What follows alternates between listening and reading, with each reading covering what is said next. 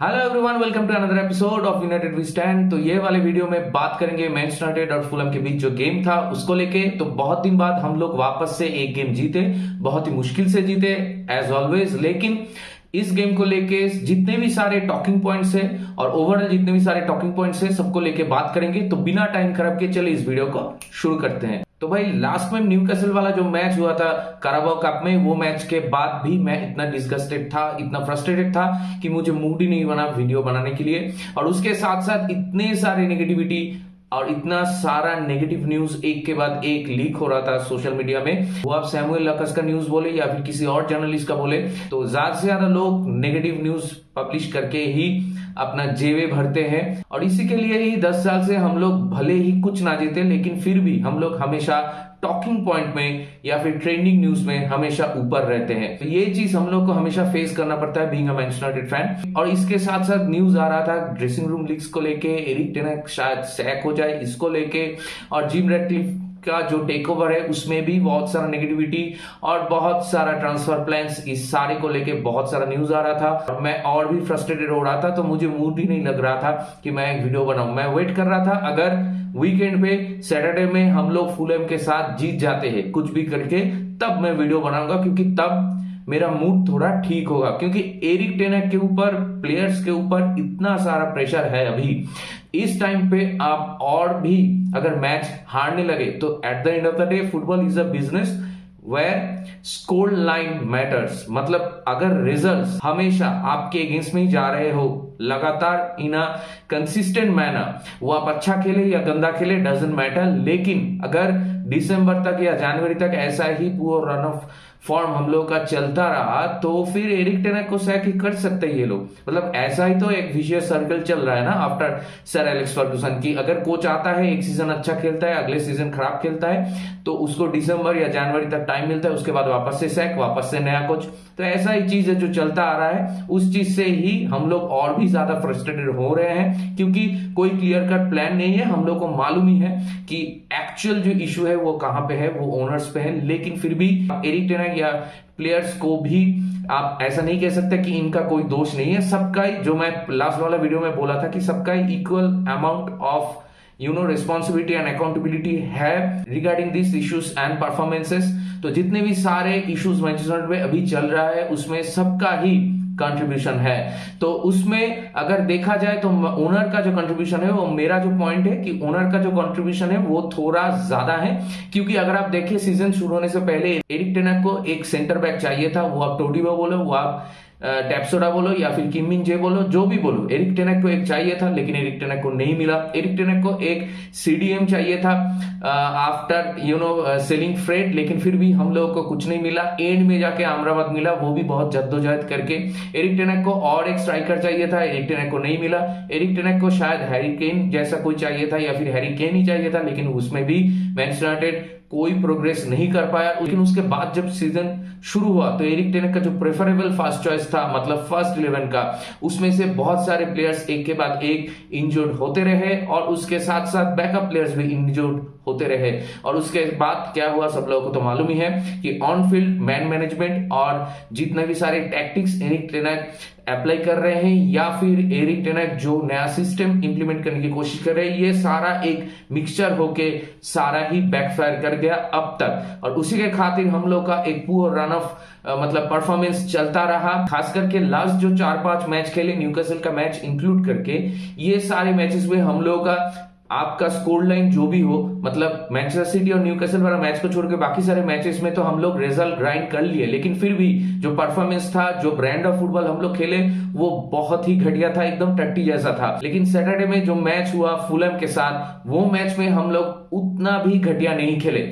ये मैच में बहुत सारा पॉइंट्स हैं बात करने के लिए। जैसे जब मैच शुरू होता है हम लोग एक अच्छा स्टार्ट लेते हैं और उसके साथ साथ पहले ही 10 मिनट के अंदर हम लोग एक गोल भी स्कोर कर देते हैं from a set piece. Bruno free kick से बॉल आगे डालता है और वहां से गार्नाचो आपका एक बहुत ही बढ़िया माइनस करता है और उसी सिटर में मैक्टोमिने फिनिश कर देता है। लेकिन फिर भी ये गोल डिसअलाउड हो जाता है ऑफसाइड की वजह से। 3-3.5 मिनट तक वो लोग डिसीजन लेते रहे कि ये गोल है, ये ऑफसाइड है। तो उसमें जो डिसीजन है, उसमें डिसीजन एज यूजुअल हम लोग के अगेंस्ट में ही गया। और ये नया नहीं है हम लोग के साथ, इस सीजन में जाते हुए हर एक गेम में मतलब हर दूसरे दिन हम लोग के साथ ऐसा ही एक चीज हो रहा है कि ये क्रिटिकल जितने भी सारे डिसीजंस है वो हम लोग के अगेंस्ट में जा रहे हैं।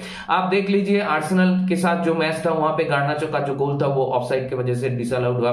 उसके बाद बढ़ने वाला मैच में भी एक गोल हम लोग के लिए डिसअलाउड हो गया। उसके बाद वापस से आज के मैच में भी ये गोल डिसअलाउड हो गया। अगर ब्राइटन के साथ बात करें वहां पे भी डिसअलाउड हुआ था। तो बहुत सारे सिचुएशंस में ही हम लोग के साथ गोल डिसअलाउड हो गया। और उसके साथ साथ अगर आप देखें कि आर्सेनल वाला मैच में जो हॉयलैंड के साथ हुआ था उसके लिए पेनल्टी नहीं मिला था हम लोग को, या फिर उसके लिए वार ने कोई चेकिंग ही नहीं किया था। लेकिन मैनचेस्टर सिटी के साथ वही सेम इंसिडेंट में हॉयलैंड के अगेंस्ट में डिसीजन चला गया और हम लोग एक पेनल्टी कंसीडर करके। तो फुलहैम वाला मैच में भी सेम चीज हुआ, हम लोग गोल स्कोर करते हैं, उसके बाद वापस से वो गोल ऑफसाइड के लिए डिसअलाउड हो जाता है। मेरा पॉइंट ये नहीं है कि ऐसे सिचुएशंस के ऊपर ही आपको रिलाई करके मैच का रिजल्ट्स निकालना है, ऐसा बिल्कुल ही नहीं है। मैनचेस्टर सिटी के साथ जो पेनल्टी हम लोग कॉन्सीड किए थे, अगर वो वाला पेनल्टी ना भी होता फिर भी मैनचेस्टर सिटी के साथ जो ब्रांड ऑफ फुटबॉल हम लोग खेल रहे थे, हम लोग मैच हार नहीं वाले थे। That doesn't change that situation in that match. लेकिन ये वाले मैच में अगर ये गोल हम लोग के फेवर में चला ही जाता, फुलहैम के साथ जो मैच हुआ उसमें अगर ये गोल हम लोग को मिल जाता पहले, तो गेम का जो टोटल कंप्लेक्सिटी है वो चेंज हो जाता, कंप्लेक्शन ही चेंज हो जाता। हम लोग और भी रिलैक्स्ड होके हम लोग अपना फुटबॉल नेचुरल जो गेम है वो खेल सकते थे। जैसे कि आप देख सकते हैं कि पूरे मैच में जो सबसे बड़ा पॉजिटिव अगर कोई है आफ्टर ब्रूनो फर्नांडिस वो है आपका गार्नाचो। गार्नाचो को जब भी बॉल मिल रहा था तो वो कुछ ना कुछ कोशिश कर रहा था, और उसके साथ साथ हॉयलैंड भी कोशिश कर रहा था और बाकी सारे लोग भी कोशिश कर रहा था। हाँ, फुटबॉल उतना अच्छा नहीं हुआ, लेकिन फुटबॉल उतना खराब भी नहीं हुआ पिछले 4 या 5 मैचेस की तरह। हम लोग थोड़ा थोड़ा इंटेंट शो कर रहे थे या फिर हम लोग कोशिश कर रहे थे कुछ बिल्डअप करने के लिए। वो चीज में ही प्लेयर लोगों का जो कॉन्फिडेंस है वो एक लेवल अप हो जाता है अगर आपको एक अर्ली गोल मिल जाता है। तो उसी चीज का मैं बात कर रहा हूं कि अगर आप देखें वो ऑफसाइड वाला जो डिसीजन है वो सेम ऑफसाइड वाला डिसीजन ऐसा ही मैनचेस्टर सिटी के अगेंस्ट में तो नहीं गया। जब नेथन के ऑफसाइड पोजीशन में था वो भी कोशिश कर रहा था बॉल को टच करने के लिए, लेकिन बॉल टच नहीं हुआ था, इसलिए मैनचेस्टर सिटी को गोल मिल गया। लेकिन हम लोग के साथ वापस से ये चीज हुआ बार्नले वाला मैच में भी, अगर मैं गलत नहीं हूं ऐसा हुआ था, और फुलहैम के साथ मैच में भी ऐसा ही हुआ कि मैगवायर कोशिश कर रहा था रीच करने के लिए, लेकिन मैगवायर अल्टीमेटली रीच नहीं कर पाया और बॉल टच नहीं हुआ और एक क्लीन रिसीव किया आपका गार्नाचो, और उसके बाद एक माइनस किया गार्नाचो। उस टाइम पे स्कॉट मैकटोमिने तो ऑफसाइड था ही नहीं। तो मेरे ख्याल से ये सारे जो डिसीजंस हैं, इस सारे डिसीजंस में अगर आप एक को गोल नहीं देते हो, एक को अगर ऑफसाइड के लिए डिसअलाउड करते हो, तो आपको जितने भी सारे गोल्स हैं ऐसे सबको ही डिसअलाउड करना होगा। तो यही मेरा कंप्लेन है कि एक कंसिस्टेंसी लानी पड़ेगी आप लोग के ऐसे डिसीजंस में। आपका जो लीग है English Premier League, it is one of the finest leagues in the world, और उस लीग में ऐसे घटिया अगर आप लोगों का रेफरिंग होता है, वार का इन्वॉल्वमेंट होता है, जहां पे अगर आप आपका एरर मिनिमाइज कर सको, उल्टा आपका एरर बढ़ जा रहा है। तो ऐसा क्यों हो रहा है? मतलब आईएसएल में भी इतना घटिया रेफरिंग नहीं होता जो इस साल स्पेशली दिस ईयर ईपीएल में हो रहा है। आप कोई भी टीम उठा के देख लीजिए, हर एक के साथ ही ऐसा हो रहा है, हम लोग के साथ ज्यादा हो रहा है।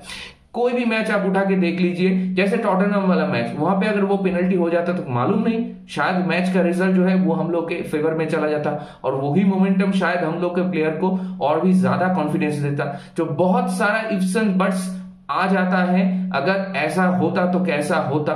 लेकिन फिर भी जितने भी सारे डिसीजंस हम लोग के अगेंस्ट में जा रहे हैं, तो सारे ही decisions are part of the game. At the end of the day इसमें ज्यादा कंप्लेन करने की वजह हम लोग को फोकस करना ही होगा ऑब्वियसली, कि हम लोग का जो परफॉर्मेंस है वो और भी बेहतर हो, हम लोग का जो प्लेयर है वो बड़े टाइम पे बड़े मैचेस में या फिर क्रिटिकल टाइम पे स्टेप अप करे, सही मेंटेलिटी दिखाए, अपना सही कैरेक्टर शो करे और इंटेंट सही रखे थ्रू आउट द मैच। लेकिन उसके साथ साथ बहुत सारे कंस्ट्रेंट्स भी है हम लोग की टीम में, जैसे सब लोगों को ही मालूम है कि हम लोग का बहुत सारा प्लेयर्स अभी भी इंजर्ड है, तो वो सारी चीज को भी हम लोग को मतलब कंसीडर करना होगा। लेकिन फिर भी फुलहैम के साथ जीतने के लिए आप ऐसा भी नहीं कह सकते कि आपका एकदम फर्स्ट 11 भी चाहिए, क्योंकि फुलहैम का जो अगर फॉर्म आप देखें इस सीजन में जाते हुए, हम लोग से ज्यादा डिफरेंस नहीं है। फुलहैम का भी मेन इशू है कि वो लोग गोल नहीं कर पा रहे, और हम लोग का भी यही सेम इशू है, अगर एक चीज ज्यादा भी रहता है फिर भी हम लोग फिनिश नहीं कर पाते। सबसे कम टॉप 10 में अगर आप टेबल देखें तो सबसे कम गोल हम ही स्कोर किए हैं। हैं। तो यही इशू हम लोगों के साथ लास्ट सीजन में भी था और इस सीजन में भी है। लास्ट सीजन के साथ इस सीजन में जो सबसे बड़ा डिफरेंस है वो है कि लास्ट सीजन में हम लोग गोल इतना ज्यादा कंसीड नहीं कर रहे थे। लास्ट सीजन में हम लोग का डिफेंसिवली स्टेबिलिटी बहुत ज्यादा था और हम लोग लीग में भी सबसे कम गोल कंसीड किए थे। लेकिन इस सीजन में जाते हुए हम लोग का जो डिफेंसिव स्टेबिलिटी है वो खराब हो चुका है। वो सब लोगों को ही मालूम है क्यों है, क्योंकि हम लोग का जो अभी first choice of defensive player है वो है आपका जॉनी इवांस और हैरी मैग्वायर। इन दोनों का जो पेयरिंग है वो 2019 में लेस्टर में था। तो आप सोच ही सकते हैं, आप देख ही सकते हैं कि मैनचेस्टर यूनाइटेड में अभी जो सेंटर बैक का सिचुएशन है वो कितना बदतर है। जब तक राफेल वारान और लिसांड्रो मार्टिनेज, लुक शॉ ये पेयरिंग पीछे नहीं होता तब तक ऐसे ही सिचुएशंस हम लोग को फेस करना होगा। लेकिन ये सारे मैचेस में भी हम लोग अगर गोल कंसीड कर भी लेते हैं, हम लोग अच्छा खेल के मैच जीत सकते हैं। तो इसीलिए हम लोग का जो एक्सजी है उसको बेहतर करना होगा और उसके साथ साथ जो गोल कन्वर्शन रेट है उसको भी बेहतर करना होगा। तो वहां पे गार्नाचो के साथ आपका मार्कस राशफोर्ड को भी स्टेप अप करना होगा। जैसे ब्रूनो आज 91st मिनट में गोल स्कोर करके वाइटल 3 पॉइंट हम लोग को दिलाए, ऐसे ही throughout the match Bruno को खेलना होगा, क्योंकि एट टाइम्स आज के मैच में भी हम लोग as a team, as a collective unit खराब खेल रहे थे। Then and there silly passes, मतलब सिली मिस्टेक्स कर रहे थे और सिली मिस्टेक्स की वजह से फुलहैम को ज्यादा से ज्यादा टाइम पे एक काउंटर अटैक करने के मौका मिल रहा था। हालांकि फुलहैम का जो इश्यूज है कि वो लोग भी गोल स्कोर नहीं कर पा रहे हैं ज्यादा, तो इसीलिए हम लोग गोल कंसीड नहीं किए थ्रू आउट द मैच। अगर आप लोगों को याद है तो 82 या 84 ऐसा कुछ टाइम पे डिएगो डैलोट के एक खराब डिसीजन की वजह से एक सिली मिस्टेक और उसके साथ साथ हम लोग एक फाउल किए और एक फ्री किक कंसीड कर लिए। उस टाइम पे अगर कोई दूसरा टीम होता तो शायद हम लोग एक गोल कंसीड कर जाते। तो यही चीज में आप लोगों को बेहतर करना होगा। हाँ, मालूम है कि क्लब के सराउंडिंग में बहुत सारा नेगेटिविटी है और प्लेयर लोगों का भी कॉन्फिडेंस में भी बहुत सारा इश्यूज है और उसके साथ साथ जो जितने भी सारे प्लेयर इंजर्ड हैं उसमें कैसेमीरो का नाम भी अभी एडेड हो गया। तो बहुत सारी चीजें अभी हम लोगों के फेवर में नहीं जा रहे हैं, लेकिन फिर भी हम लोग वापस से 3 पॉइंट जो बहुत ही क्रूशल 3 पॉइंट्स है वो हम लोग फुलहैम के साथ निकल पाने में मतलब कामयाब रहे। Eight the end of the day कुछ भी करके हम लोग ये मैच से रिजल्ट ग्राइंड कर लिए और वही चीज इंपॉर्टेंट है। ये थोड़ा प्रेशर ऑफ करेगा और वो चीज जब गोल हुआ तो वो चीज आप लोगों को दिखने को मिला था प्लेयर के बॉडी लैंग्वेज में या एरिक टेन के फेस में साफ साफ दिख रहा था कि वो प्रेशर थोड़ा कम हुआ है, ज्यादा कम नहीं हुआ है। आपको वापस से कोपेनहेगन के साथ जीतना होगा और उसके बाद जो अगला मैच है ईपीएल में वो मैच में ही जीतना होगा। तो अभी मैनचेस्टर सिटी वाला मैच हम लोग हार गए हैं और न्यूकासल वाला मैच हम लोग हार गए, वो ज्यादा मायने नहीं रखेगा अगर अगले 4-5 मैचेस में हम लोग रिजल्ट निकल पाते हैं। आप लोगों को मालूम ही है कि फुलहैम वाला मैच जीतने के बाद हम लोग थोड़ा टाइम बीइंग के लिए नंबर 6 में आ गए और उसके बाद जब मैं ये वीडियो रिकॉर्ड कर रहा हूं तो अभी भी न्यूकासल और ब्राइटन वाला मैच नहीं हुआ है। अगर वो दोनों अपने मैच जीत जाते तो वापस से हम लोग नंबर 8 में आ जाएंगे। तो इसका मतलब है कि हम लोग 6 से आगे नहीं जाएंगे और 8 से नीचे नहीं जाएंगे। लेकिन अगर हम लोग अगले 3-4 गेम वीक में मैचेस बैक टू बैक जीत पाते हैं कैसे भी करके हो, तो फिर हम लोग टॉप 4 के बहुत ही करीब आ जाएंगे। तो यही चीज इंपॉर्टेंट है कि अगर जनवरी फरवरी तक आपका जितने भी सारे मेन इंजर्ड प्लेयर है वो वापस आ जाते हैं और उस टाइम पे हम लोग 6, 7 या फिर 5 ऐसे पोजीशन में घूमते रहे तो हम लोग आफ्टर जनवरी या फरवरी अगर एक कंसिस्टेंट परफॉर्मेंस दे पाते हैं तो हम लोग टॉप 4 फिनिश कर सकते हैं। अभी भी सीजन खत्म नहीं हुआ। हाँ, इसमें बहुत सारा एलिमेंट्स हैं। इसमें हम लोगों का एक जो जनवरी वाला ट्रांसफर विंडो है वो भी एक अहम रोल प्ले करेगा। उसके साथ साथ हम लोग का चैंपियंस लीग में जो परफॉर्मेंस है वो भी डिटरमाइन करेगा कि हम लोग को जो फिक्सचर कंजेशन है वो फेस करना होगा कि नहीं होगा। तो बहुत सारा पैरामीटर्स हैं, लेकिन फॉर द टाइम बीइंग मेरे ख्याल से हम लोग को एक game we have to think about 1 game at a time और फुलहैम वाला जॉब डन हो गया। अभी अगला वाला जो कोपेनहेगन वाला मैच है उसमें फोकस करना होगा और वहां से भी हम लोगों को एक पॉजिटिव रिजल्ट निकालना होगा। तो फुलहैम वाला मैच में अगर कोई प्लेयर सबसे अच्छा लगा मुझे तो वो है आपका ऑब्वियसली गर्नाचो। उसके साथ साथ एरन वन-बिसाका भी मुझे ठीक लगा।